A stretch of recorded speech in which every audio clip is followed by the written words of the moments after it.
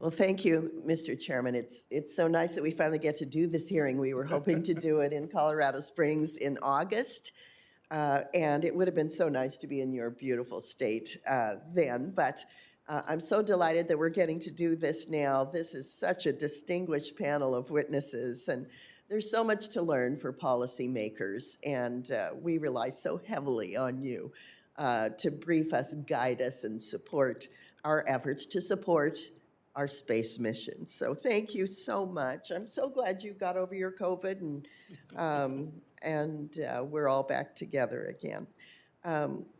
This group of panelists is so exceptional. So thank you for your flexibility in working with us through the change and your willingness to be here today to speak with us.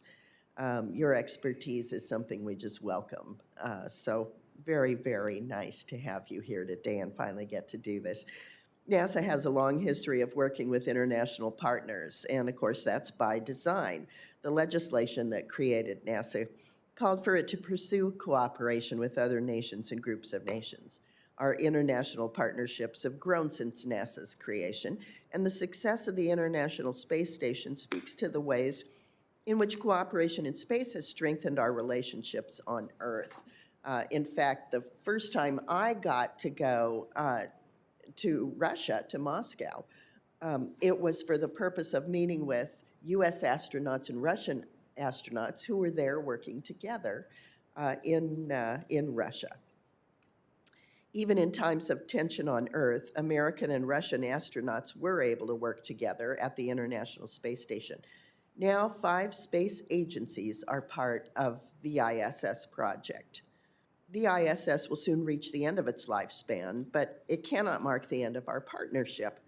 New opportunities and challenges await us as we step into the era of the Artemis program and the Lunar Gateway, and eventually human exploration of Mars. While we embark on new adventures, we, along with every other spacefaring nation, must use them as opportunities to manage the challenge of space debris. We must work together to ensure we both remove orbital debris and design equipment and policies to help cut back on the potential for orbital debris. I'm encouraged by efforts in the private sector to step up and help with this problem, and I intend to work with my colleagues on solutions at the congressional level to help tackle the issue. There are other challenges as well. Space is not only an area for collaboration. Competition in space looms large, and we must work to avoid a Cold War-style space race. Unfortunately, it seems some countries are less committed to this than others. Some nations don't seem interested in differentiating between military and civilian space operations. This week we heard reports that over the summer, China launched a hypersonic glide vehicle that circled the Earth in low orbit and re-entered the atmosphere. China's labeling this test of a nuclear-capable weapon a routine test of a space vehicle underlines their unwillingness to separate military and civilian activities in space. I suspect this trend will continue, and it will become increasingly more difficult for the U.S. to view advancements made in space by China as anything other than a threat to our security. To that end, the United States must continue to pursue policies that make it the preferred partner for all other spacefaring nations and help to set norms that promote access, the sharing of scientific advancement, and neighborly attitudes towards other countries' assets in space.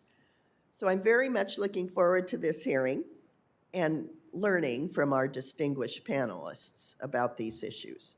I'm sure we are going to learn so much today that I can't wait to hear what you have to say. Thank you, Mr. Chairman. I yield back.